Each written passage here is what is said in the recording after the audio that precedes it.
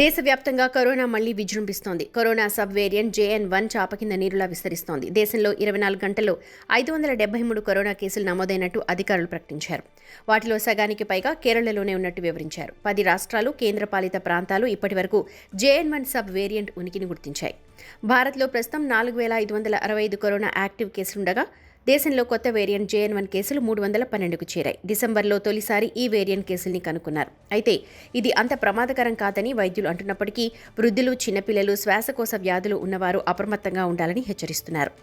దేశవ్యాప్తంగా వేలల్లో కేసులు ఉంటే ఏపీ, తెలంగాణలో వందల సంఖ్యలో కోవిడ్ కేసులున్నాయి.